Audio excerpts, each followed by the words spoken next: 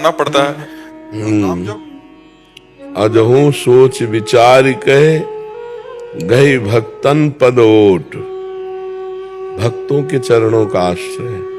भजन न होई संग बिनु भजन बिना नहीं प्रेम। छिनहु भजन न छाड़िए धरिए या ध्रुव नेम। बिना भजनानंदी संतों की कृपा के भजन में गाढ़ रति नहीं होती, और बिना भजन में गाढ़ रति हुए प्रेम नहीं होता, और बिना प्रेम के भगवान नहीं मिलते। प्रेम ते प्रकट होए मैं जाना। तो मूल बात है भक्तों का सुमिरन, भक्तों की चरण वंदना। भक्त जैसे ध्रुवदास जी की भक्त नामावली, भगवत ऋषि जी के द्वारा भक्त नामावली, और भी जो भक्तों की नामावली हो तो नामावली को पाठ करें। भक्तन की नामावली जो करी है चितलाए, ताके भक्ति बढ़े घनी अरुहरि होय सहाय। ताके भक्ति बढ़े घनी अरुहरि होय सहाय।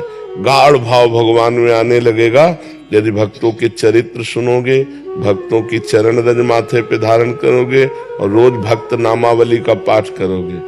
नामावली है आपके पास? भक्त नामावली 42 लीला में ध्रुवदास जी ने लिखा है, आप ले लीजिएगा। हाँ, बहुत हमें लगता है 40 मिनट में हो जाएगी, 30-40। फिर आप देखिएगा रोज आपका कैसे भजन बढ़ता है। और भोजन सात्विक होना चाहिए भजन करने वाले का, और भोजन प्रभु को अर्पित होना चाहिए। प्रसादी भोजन पावे, अमनिया भोजन न पावे। अमनिया समझ ली ना, जो भोग नहीं लगाया गया उसे अमनिया कहते हैं, और जो भोग लगा करके पाया जाता है उसे प्रसादी कहते हैं। भोग प्रसादी ही पावे, अमनिया ना पावे, और पवित्र आचरण करें और संतों का आश्रय रखें, तो आप देखो नाम जप में प्रीति हो जाएगी। पहले नाम जप अनर्थ का नाश करेगा। जितने पाप हैं, पाप प्रवृत्ति है, नाम जप उनका नाश करेगा, तब आनंद की अनुभूति होगी।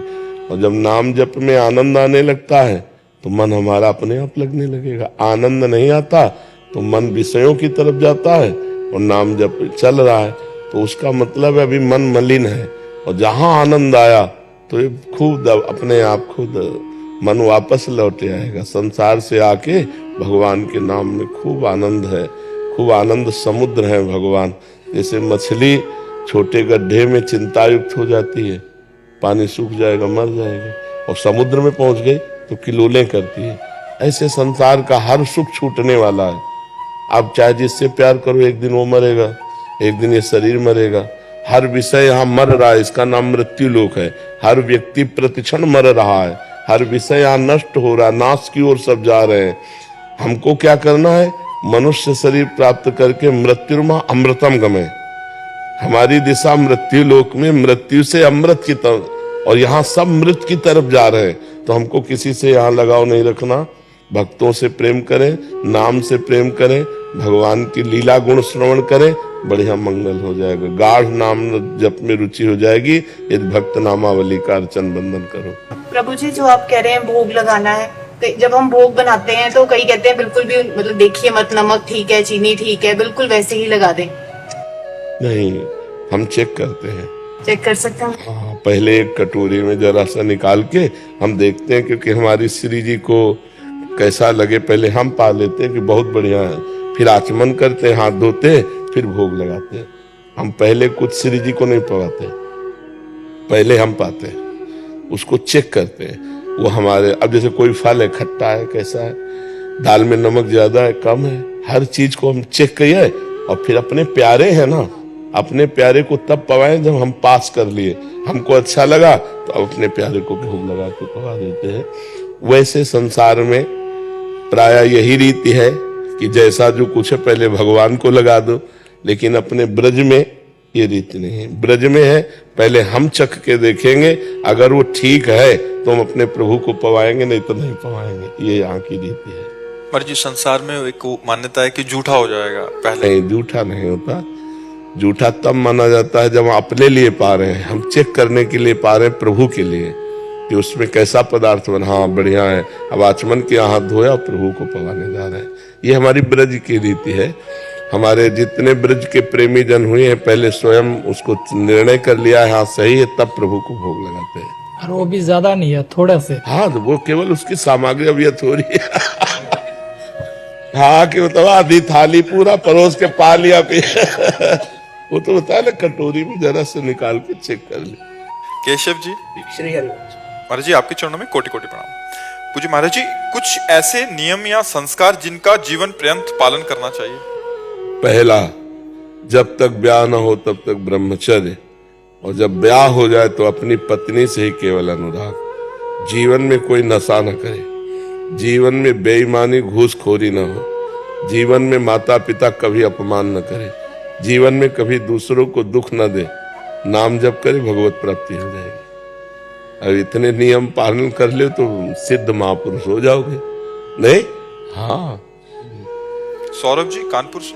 श्री हरिवंश। श्री हरिवंश महाराज जी, गुरुदेव भगवान, जैसे कि आपके श्रीमुख से सुना है कि साधक को एकनिष्ठ होना चाहिए। अभी तक आपकी कृपा अनुसार सब सही चल रहा था, लेकिन पिछली बार जब बरसाना जी जाने का सौभाग्य मिला तब लाडली जी की कुछ ऐसी लीलाएं हुई कि मन अपने आप ही बरसाना की तरफ आकर्षित हो गया और चिंतन में भी वही लीलाएं बार बार चलती हैं। महाराज जी, ऐसे में कृपा मार्गदर्शन करें।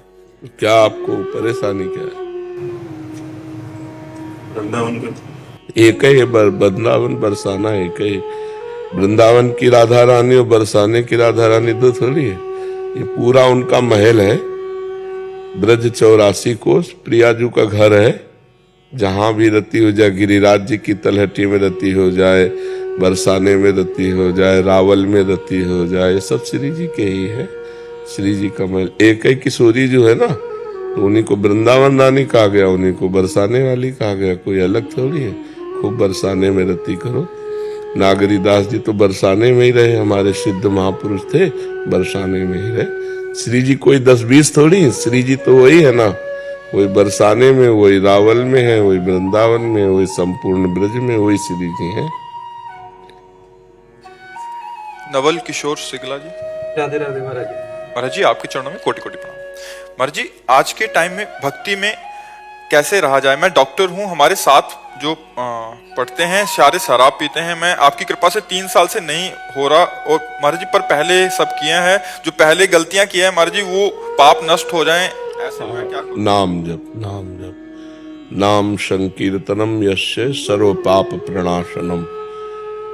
अगर हम भगवान का निरंतर नाम जप करने का अभ्यास कर लें तो सारे पापों का नाश हो जाएगा। और देखो, हमको ये मतलब नहीं कि हमारे बगल वाला क्या कर रहा है, हमको ये मतलब कि बगल वाले के ऐसा करने पर भी हम क्या कर रहे हैं, हमको देखना है। उत्तम साधक वो है जो अपने को देखता है, और पतित वो है जो दूसरों को देखता है। वो गलत कर रहा है, वो गलत कर रहा है, तो वो गलत करने में समय नष्ट कर रहा है, और तुम गलत देखने में समय नष्ट कर रहे हो। समय तो दोनों का नष्ट हो रहा है, तो दोनों एक ही लाइन में तो खड़े हो। उत्तम साधक वो है जो अपने को देखता है। तेरे भावे जो करे भलो बुरो संसार, नारायण तू बैठ के अपनो भवन बुहार। हमको अपनी गंदी बातें छोड़नी है, अच्छी बातें स्वीकार करनी है। जैसे आपने कहा 3 वर्ष पहले मैं सब करता था, उनको छोड़ दिया, उत्तम बात है। और अबलो नशानी अब नानुशही हूं, आज तक किया आगे नहीं करूंगा, और नाम जब करोगे तो पीछे का सब नष्ट हो जाएगा। सर्व पाप प्रणाशनम, भगवान का जो नाम है वो समस्त पापों का नाश कर देता है। भगवान के नाम में अपार सामर्थ्य है। जित संग दोषा स्थिति भगवान के भजन से ही आती है। कि जैसे आपके सामने काम भाव से कोई आकर्षित कर रहा है, लेकिन आपको एक गलत है, मैं नहीं करूंगा। आपको जैसे कोई खान पान में आकर्षित कर रहा है, मित्राओ या दोस्त, नहीं, गलत है तो गलत है, मैं नहीं पीऊंगा, आप दोस्ती रखो या छोड़ दो। अपनी जित संग दोषा, अपनी निष्ठा में संग दोष का त्याग करके जो रहता है वही साधक है। और जैसा संग मिला वैसे बह गया, वो तो संसारी आदमी है। हम गलत लोगों के बीच में भी रहकर गलत ना हो, तभी तो हमारी आध्यात्मिक उन्नति होगी, तभी तो हमारी कुछ विलक्षणता होगी। नहीं तो जैसा संग वैसा रंग, ये तो संसारी पुरुष का लक्षण है। हाँ, खूब सुदृढ़ बनो और ऐसे बनो कि लोग तुम्हारा अनुकरण करें, तुम लोगों का अनुकरण ना करो। हमारे लक्षण उनके ऊपर पड़ने चाहिए। नाम जप करके पवित्र आचरण, मृदु व्यवहार, तो वो छोड़ दे, ना कि हम करने लगे। नहीं ना, आध्यात्मिक साधक वही है जो दूसरों के गंदे आचरणों का अनुकरण न करके अपने अच्छे आचरणों का दूसरों से अनुकरण कराने की क्षमता प्राप्त कर ले, उसे साधक कहते हैं, उसे आध्यात्मिक कहते हैं। राजेंद्र कुमार अग्रवाल जी। जय श्री हरिवंश। साध्वी प्रिया शरण जी माता जी, इनका महाराज जी प्रश्न है एक जैसा ये महाराज जी ये कह रहे हैं कि माता जी कह रहे हैं कि इन्होंने 9 वर्ष की आयु में कहीं कोई संत भगवान घर में पधारे थे, वहां से दीक्षा लिया, पर जब युवावस्था आई तो एक जहां से इनको वेश मिला वहां से इन्होंने गोपाल महामंत्र का मंत्र मिला। महाराज जी अभी कह रहे हैं कि अभी ये मंत्र अभी इनको थोड़ा सचेतता हुआ है कि पहले वाला जपे हैं अभी वाला जपे। अब देखो आयु तो पूरी निकल गई, अभी रास्ते का ही तय नहीं किया, चौराहे पे खड़ी तो आयु तो पूरी निकल गई। महाराज गोपाल महामंत्र जप करती हूँ निरंतर, पर संशय है ना, तो सिद्धावस्था कैसे प्राप्त होगी? जब हमको मंत्र में संशय कि ये जपें कि वो जपें और पता नहीं ये लाभ देगा कि नहीं देगा, तब तो हमारी सारी साधनें चौपट हो गई। गुरु के वचन प्रतीत न जेहि, जब विरक्त हो गए तो पीछे का कोई दुनिया रहा ही नहीं। आप उसको पूर्व के मंत्र के लिए ताकीद करना चाहिए। आप करो जो अभी मिला है, पूर्व का सब छोड़ दो और पूरी सिद्धि इसी में विराजमान है। और गोपाल मंत्र को बड़ी श्रद्धा से और पवित्रता से जपो, समय नहीं रह गया। कोई जवान शरीर नहीं कि हम अभी साधना करें, चुपचाप भगवद आश्रित हो जाओ कि हे भगवान मैं आपकी शरण में हूँ, मेरे बनाए ना बनेगी कोटि कल्प लो, आपके बनाए बनेगी पल पाव में। हे नाथ अब जितनी श्वासें हैं आपके सुमिरन में गुजार दूं और आपकी कृपा से मेरा कल्याण हो। नहीं, खूब जब मंत्र में मन लगे तो मंत्र में, नहीं तो नाम जप करो। नाम जप है आपके पास? क्योंकि मुझे सिर्फ गोपाल महामंत्र ही मिला, गुरु जिसने भेज दिया सिर्फ एक ही मंत्र। आप निम्बार्क संप्रदाय का तिलक लगाए हैं तो आपके पास नाम भी तो है, राधे श्याम श्याम श्याम राधे राधे, राधे कृष्ण कृष्ण कृष्ण राधे राधे। तो जब आपको मंत्र में रुचि हो तो मंत्र जपो, उन्हें हर समय नाम जप करो, ठीक है? महाराज जी आपका इनका भी ऐसा ही था, ये कह रहे थे कि इन्होंने प्रथम गुरु पहले बनाए तो जहाँ से नाम जप कर रहे थे, फिर एक बार पुनः इन्होंने दीक्षा ले ली किसी के कहने पे कि गुरु तो कितने भी हो सकते हैं। शिक्षा गुरु चाहे 50 कर लो, दीक्षा गुरु नहीं बदले जाते। 24 दत्तात्रेय जी ने गुरु शिक्षा गुरु बनाए, ना कि दीक्षा गुरु। एक एक जितने भी उसमें पात्र हैं 24 गुरुओं में, तो उन्होंने शिक्षा गुरु बनाए। तो शिक्षा हम 10,000 लोगों से ले सकते हैं।